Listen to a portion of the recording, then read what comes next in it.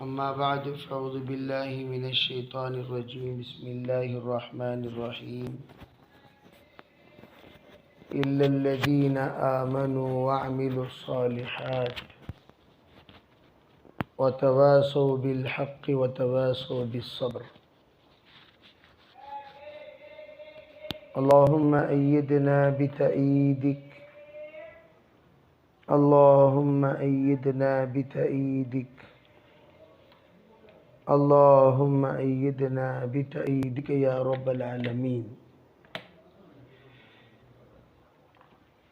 محترم معزز بزرگوں، بھائیوں، پردہ نشین محترم خواتین، اس وقت میں ہم قرآن پاک کی سورہ عصر کی 9ویں قسط میں پہنچے ہوئے ہیں، جس میں اللہ جل جلالہ امن والہ نے بندوں کو سب سے اہم پیغام دیا، اور وہ پیغام ایسے اعلیٰ درجے کا اور اہم پیغام ہے، اگر کوئی بھی بندہ اس پیغام کی طرف متوجہ ہوں تو یقیناً وہ اس بات کو تسلیم کرے گا کہ قرآن پاک میں جو کچھ اہمیت کے ساتھ اللہ تعالیٰ نے تفصیلات بیان فرمائے، وہ تفصیلات ناقابل فراموش تفصیلات ہیں۔ تو اس میں سب سے پہلی بات اِلَّا الَّذِينَ آمَنُوا، وہ بندے ہرگز خسارے میں نہیں رہیں گے جو بندے ایمان قبول کرتے ہیں۔ اور دوسری بات وَعَمِلُوا الصَّالِحَاتِ، وَعَمِلُوا الصَّالِحَاتِ نیک اعمال کرنے والے۔ تیسری بات وَتَوَاصَوْا بِالْحَقِّ، حق کو تھامنے والے، حق کو تھامنے والے، جو حق پر جمتے ہیں، حق پر جڑتے ہیں، حق کے لیے اپنے آپ کو مٹاتے ہیں، حق کے لیے اپنی پوری زندگی کھپاتے ہیں، حق کے لیے اپنے آپ کو تابعدار بنا دیتے ہیں، ان کی طرف اشارہ فرماتے ہوئے کہا وَتَوَاصَوْا بِالْحَقِّ۔ یہ کوئی معمولی چیز نہیں ہے، حق کے لیے قربانی دینا یہ کوئی معمولی چیز نہیں۔ انسان اپنی زندگی کے جس وقت اہم فیصلہ لیتا ہے کہ مجھے تو حق پر جینا ہے، حق پر مرنا ہے، تب جا کر حق کی تلقین کرتا ہے۔ صرف جینا اصل نہیں ہے، وتواصوا سے مراد حق کی تلقین کرنا، وتواصوا بالصبر اور صبر کی تاکید کرنا۔ یہ آپ دو جملے یاد رکھیں، حق کی تلقین کرنا اور صبر کی تاکید کرنا، یہ ہر ایک کی بس کی بات نہیں ہے۔ اسی لیے حق کی تلقین کے معنی کیا؟ حق پر خود جمنا، اور جب اللہ تعالیٰ دنیا سے رخصت ہونے کا ہمارا وقت قریب آ جائے کہ ہمارے خاندان کو یہ کہہ کر مرنا کہ بھئی میں دنیا سے چلا جاؤں یا میں دنیا سے چلی جاؤں، تب بھی تم لوگوں کو حق سے ہٹنا نہیں ہے۔ اسے کہتے ہیں حق کی تلقین کرنا۔ عام طور پر لوگ حق پر رہتے ہیں لیکن خاندان کو لانے کی کوشش نہیں کرتے، خود حق پر رہتے ہیں، بذات خود حق پر رہتے ہیں۔ ارے حق پر رہنا کون سا کمال ہے؟ یعنی کیا مطلب ہے؟ یہ تو بڑی بات ہے، میں یوں نہیں کہتا کہ کمال نہیں ہے، صرف حق پر رہ کر یوں سمجھ جانا ہم نے اپنی زندگی کی ذمہ داری پوری کر دی ہے، غلط۔ زندگی کی ذمہ داری آپ نے اپنی ذات کی تو پوری کر دی، لیکن ذات سے جو رشتے جڑے ہوئے ہیں، ایک ہوتا ہے ماں باپ کا رشتہ، ایک ہوتا ہے بیوی بچوں کا رشتہ، ایک ہے بھائی بہنوں کا رشتہ، ایک ہے ننیال اور ددیال کا رشتہ۔ یہ تمام رشتوں میں آپ نے اس حق کا کیا حق ادا کیا؟ عربی حق کے بھی تو حق ہوتے ہیں، حق کا کیا حق ادا کیا؟ وہ حق کیا؟ آخری وقت بھئی کوئی ہماری زندگی میں ہماری بات نہ سنے، کوئی بات نہیں، کم از کم مرتے وقت تو کہہ کر مریں کہ جس راستے پر میں تھا، جس راستے پر میں رہا، میں اب جا رہا ہوں، میرے بعد آپ لوگ میری جیتے جی تو نہیں آ سکے، نہیں کر سکے، میری ذمہ داری میں سمجھاتا رہا، اب میرا آخری وقت ہو گیا، میں جا رہا ہوں، کم از کم تم لوگ اس بات کی کوشش کرو، میرے مرنے کے بعد ان باتوں پر توجہ دو، غور کرو اور ان باتوں پر آؤ۔ میری زندگی میں نہیں آئے، میرے مرنے کے بعد تو آؤ بھائی۔ میری زندگی میں تمہارا ناک کا مسئلہ تھا، کوئی بات نہیں، میرے مرنے کے بعد تو آؤ۔ تلقین اسی کو کہتے ہیں۔ تلقین کے معنی موت تک یہ بات کہتے دنیا سے رخصت ہو جانا۔ جیسے آپ علیہ السلام نے تلقین فرمائی، آپ نے آخری وقت میں کہا الصلاۃ الصلاۃ او ما ملکت ایمانکم، آپ نے فرمایا نماز، نماز یعنی کیا مطلب؟ حافظوا بالصلاۃ، حافظوا بالصلاۃ، نماز کی حفاظت کرو، نماز کی حفاظت کرو، او ما ملکت ایمانکم، اور جو تمہارے ملکیت میں ہیں وہ ان پر ظلم مت کرو، ان پر ستم مت کرو، یہ آپ نے فرمایا۔ تو اسی بات کو آخری وقت میں ہم بھی کہیں کہ اگر آپ ایمان، چار چیزیں، ایک تو یہ ہے کہ ایمان پر رہنا، نیک صالح بننا، حق پر جمنا اور حق کی تلقین کرتے رہنا، تلقین بار بار بولتے رہنے کو کہتے ہیں، اور صبر کی تاکید کرتے رہنا۔ دیکھو حق پر آنے کے لیے صبر صبر صبر، مصائب پر صبر کی ترغیب دیتے رہنا، تب جا کر ان حضرات کو یہ چیزیں نفع پہنچائیں گی۔ میں یہ عرض کرنا چاہتا ہوں، اب یہ صالح، عمل صالح، جس کو ہم لوگ عمل صالح عمل صالح عمل صالح کہتے ہیں، قرآن نے اس بات کی طرف بہترین انداز میں اشارہ بھی کیا، اس بات کو ہم لوگ بھی توجہ دیں۔ وَبَشِّرِ الَّذِينَ آمَنُوا، اے نبی جی آپ بشارت سنا دیجئے ان لوگوں کو جنہوں نے ایمان قبول کیا، وَعَمِلُوا الصَّالِحَاتِ، اور نیک عمل کیے۔ کیا ان لوگوں کو اللہ تعالیٰ عطا کرے گا؟ دیکھو علماء ایک عجیب بات کہتے ہیں، یہاں پر دو باتیں بولے، تیسری چوتھی بات نہیں بولے، یعنی وَتَوَاصَوْا بِالْحَقِّ وَتَوَاصَوْا بِالصَّبْرِ نہیں بولے۔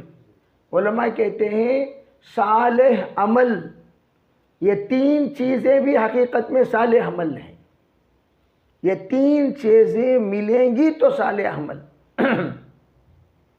جیسے قرآن پاک میں شہداء کے ساتھ صالحین کو جوڑا گیا، من النبیین والصدیقین والشہداء والصالحین۔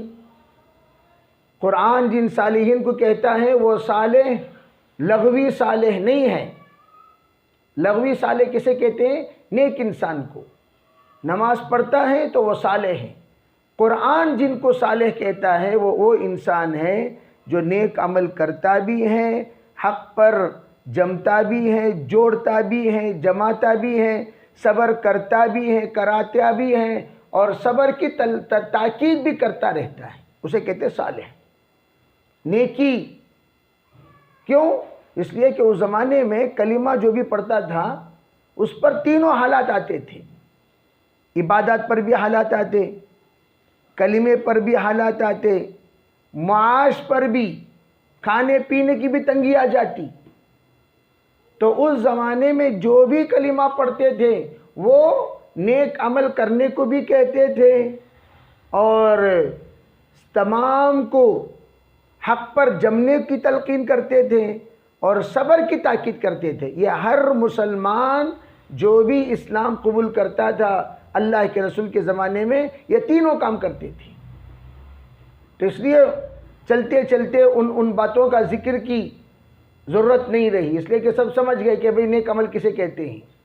تو اس لیے قرآن نے کیا کہا، وَبَشِّرِ الَّذِينَ آمَنُوا، آپ خوشخبری سنا دیجئے ان لوگوں کو جنہوں نے ایمان قبول کیا، وَعَمِلُوا الصَّالِحَاتِ، اور نیک اعمال کیے، نیک اعمال بھی کیے، حق پر بھی جمے، صبر بھی کراتے رہے۔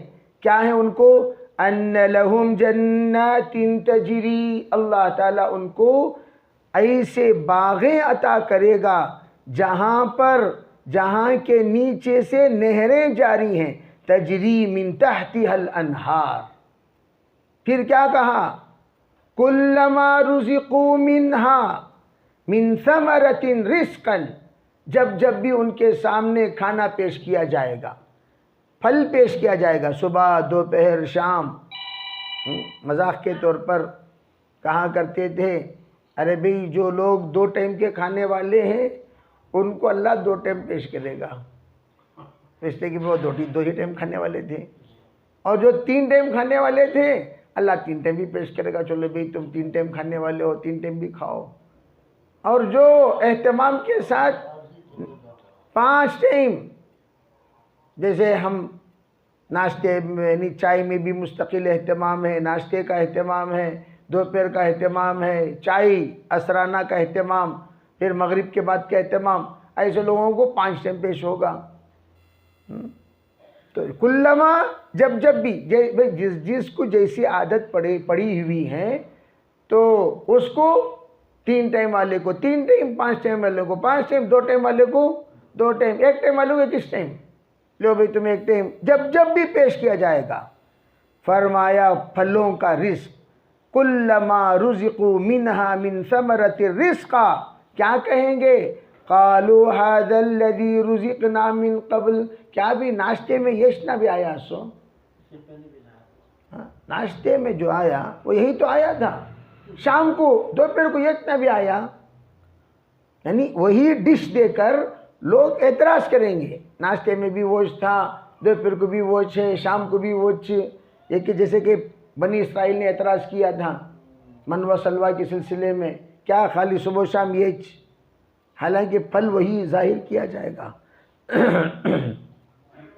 تو ان کو وَأُتُوا بِهِ مُتَشَابِهًا، ان کو متشابہ لگ جائے گا، وہ ظاہر میں دیکھے تو ویسی طرح، حقیقت میں ٹیسٹ الگ الگ، ایک ہی پھل کے الگ الگ مزہ۔ تو پھر کیا کہا آگے، وَلَهُمْ فِيهَا أَزْوَاجٌ مُطَهَّرَةٌ، اللہ وہاں پر پاک بیویاں عطا کریں گے مردوں کو، اور عورتوں کے لیے پاک شوہر۔ تعدد ازواج، یہ مردوں کو، عورتوں کو پاک شوہر۔ اللہ تعالی ہمیں شہریت کو سمجھ عطا فرمائے۔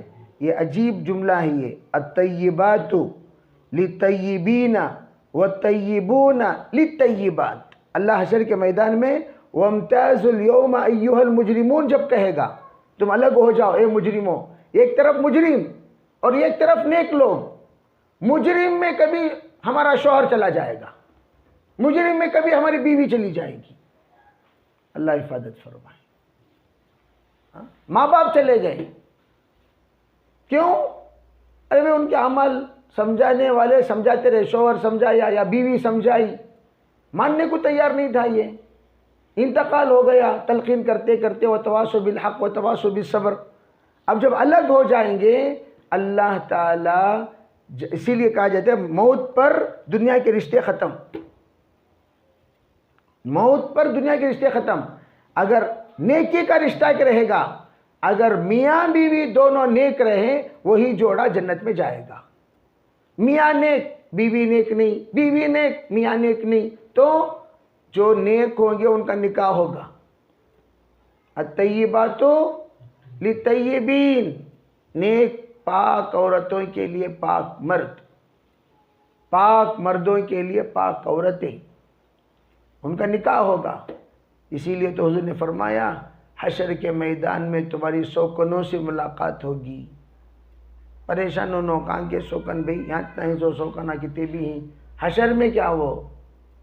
تو آپ نے فرمایا حضرت مریم علیہ السلام کا نکاح حضور صلی اللہ علیہ وسلم سے ہوگا، اور حضرت آسیہ کا نکاح حضور صلی اللہ علیہ وسلم سے ہوگا حشر کے میدان میں. تو ازواج مطہرات وہاں بڑھ جائیں گی. جیسے یہاں ہم اللہ کے رسول کی بیویوں کو ازواج مطہرات کہتے ہیں، جنت میں ہم نے ازواج مطہرات، ازواج مطہرہ. اور وہ رشتہ کب تک ویلیڈیٹی؟ ہمیشہ ہمیشہ ہم فیہا خالدون، ہمیشہ ہمیشہ کے لیے ان کا رشتہ رہے گا. اور دوسری جگہ پر اللہ تعالیٰ نے فرمایا ان الذین آمنوا والذین ہادوا والنصارى والصابئین من آمن باللہ والیوم الآخر وعمل صالحا وَلَهُمْ أَجْرُهُمْ عِنْدَ رَبِّهِمْ وَلَا خَوْفٌ عَلَيْهِمْ وَلَا هُمْ يَحْزَنُونَ. یہاں دیکھیے، یہاں عجیب بات ہے. یہودی سب سے زیادہ بدتر لوگ ہم کہتے ہیں.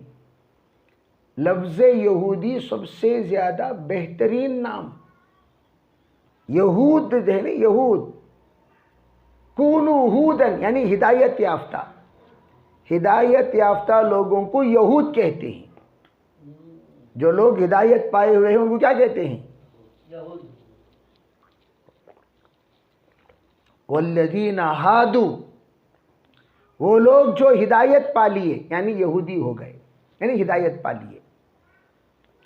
اسی لیے ہمارا اکابر کہتے ہیں نام اچھا ہونے سے فیصلے اچھا ہونا ضروری نہیں، کام اچھے ہونے سے فیصلے اچھے ہوتے ہیں.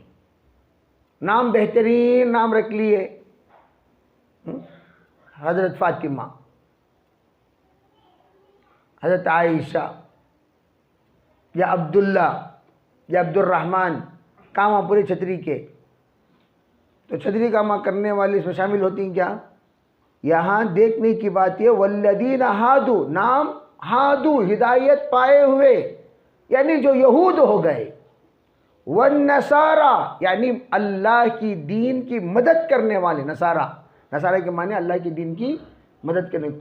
کونوا انصار اللہ واحباء، اللہ نے کہا تم میں سے کون کون نصرانی بننے کو تیار ہے. یعنی کیا مطلب؟ اللہ کے مددگار. نصارہ کے معنی اللہ کے مددگار. والصابئین یعنی تنہائی اختیار کر لینے والے اللہ کو راضی کرنے کے لیے.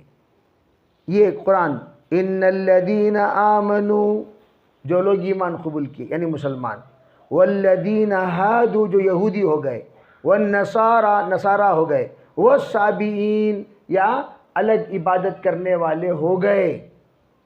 ان میں من آمن باللہ والیوم الآخر وعمل صالحا، تین باتیں: ایمان لائے اللہ پر، آخرت کے دن پر، نیک عمل زندگی بھر کرتے رہیں، تو ان کے لیے بھی کیا؟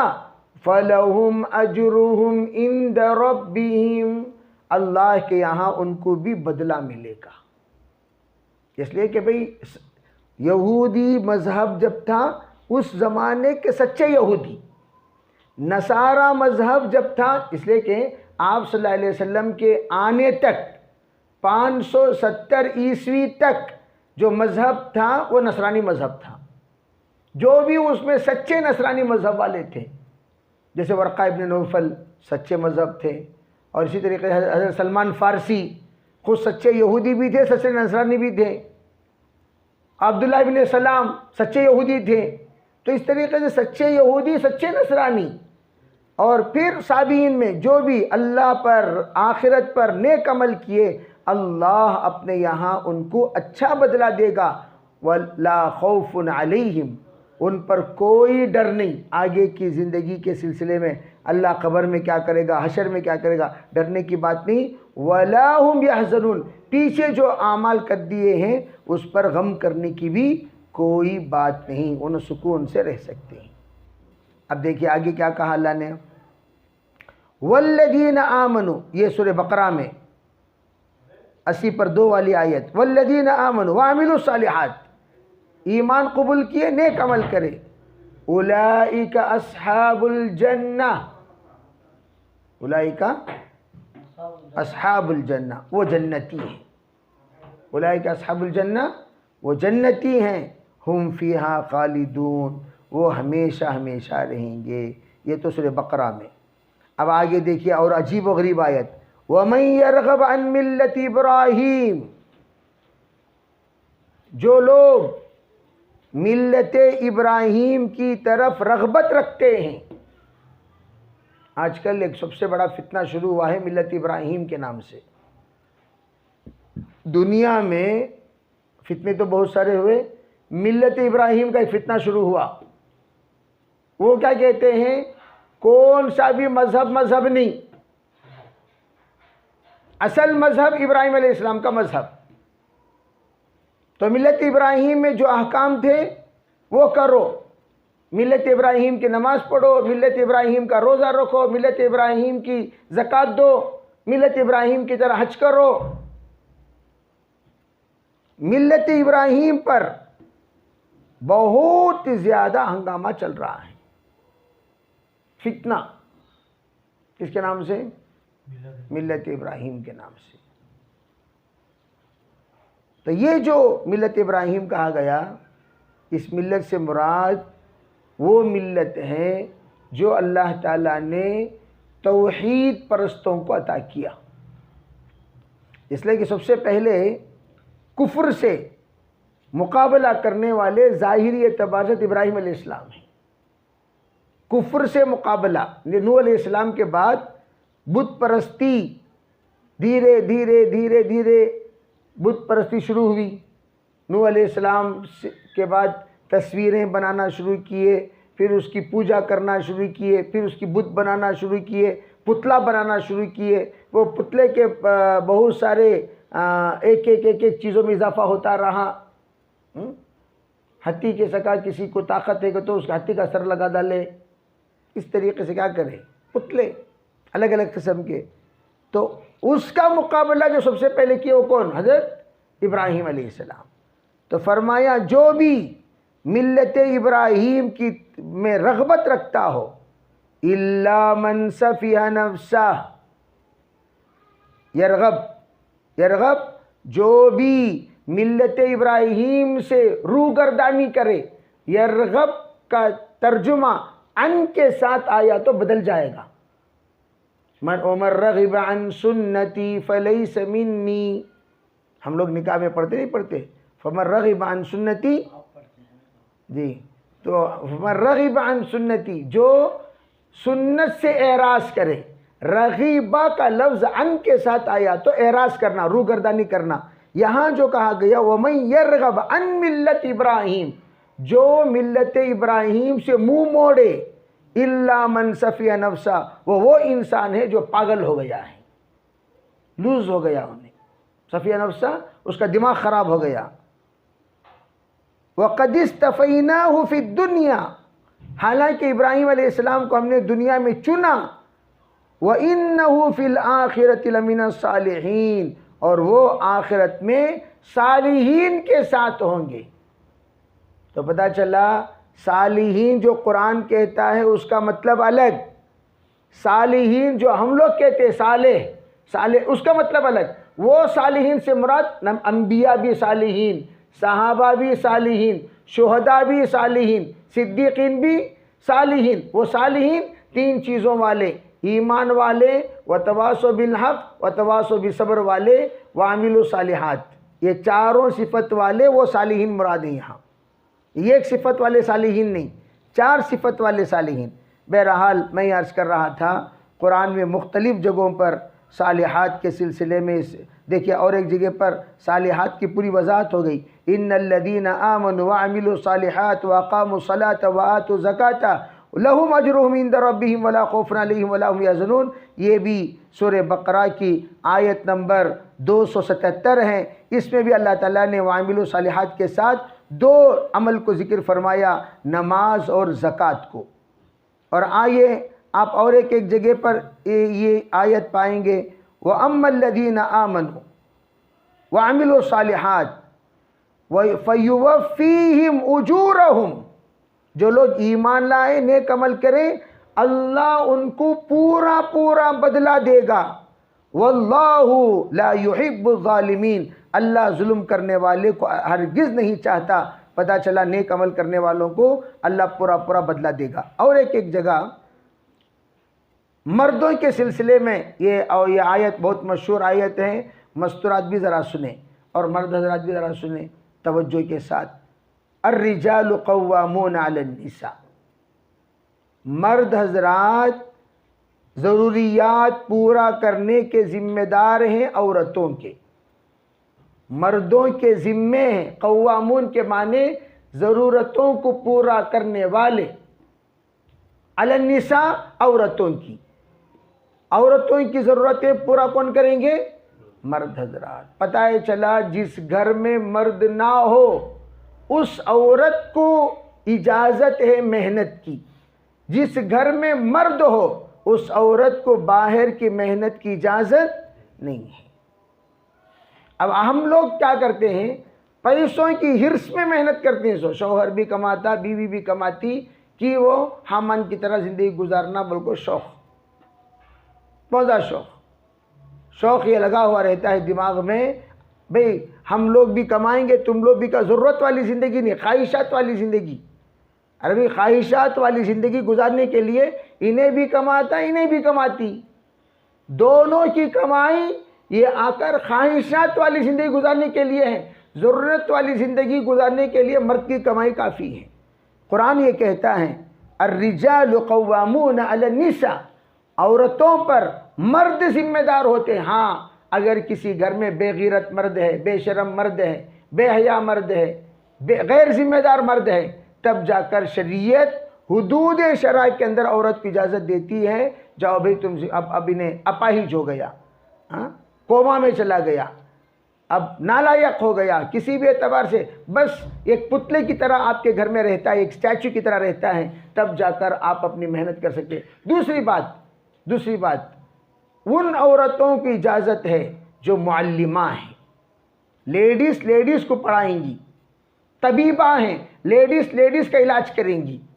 وہاں تو عورتوں کو عورتوں ہی دیکھنا ہے، لیڈیز کی دیکھ بھالی کریں گی، لیڈیز کے لیے وارڈن بنے گی، لیڈیز کے نگران بنے گی۔ وہاں جہاں پر عورتوں میں عورتوں ہی سے کام چلنا شریعت کہتی ہے، وہاں پر عورتوں کی اجازت ہے۔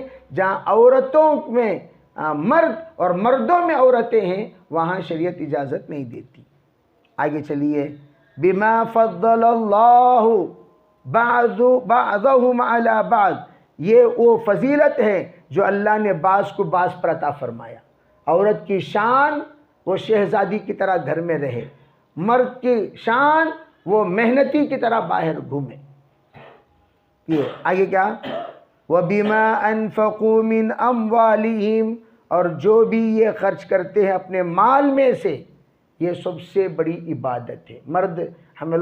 مرد حضرات جو بھی خرچ کر رہے ہیں عورتوں پر، یہ آ کر عبادت ہے۔ پھر آگے دیکھیے، فَالصَّالِحَاتُ، اور وہ نیک عورتیں، فَالصَّالِحَاتُ نیک عورتیں، قانتاتٌ کم پر گزارا کرنے والی عورتیں، قناعت کرنے والی، کم پر گزارا، جتنا ہے اتنے پر کیا کرنے والی، گزارا کر لینے والی عورتیں۔ حافظات للغیب بما حفظ اللہ، شوہر کے غیب پر یعنی غیر موجودگی میں اپنی عزت کی، آبرو کی اور شوہر کے مال و دولت کی حفاظت کرنے والیاں، جس کو اللہ نے محفوظ رکھا۔ شوہر نہیں ہے تو فوراً اسکوٹی سٹارٹ کر لے چلے جانا سنی، اب شام کو کیا جی گھر بند ہے نا، میں آدھے گھنٹے کے بعد آیا، یہ دیکھنے وہ دیکھنے، پوچھے گا تو کہاں ہیں خاتون جنت؟ شیواجی نگر میں ہی۔ خاتون جنت کہاں ہی؟ انہوں چلے گئے کسی بال میں، परचेसिंग के लिए गए ना, कम से कम बोल को गए, इतना दे को गए, कुछ नहीं।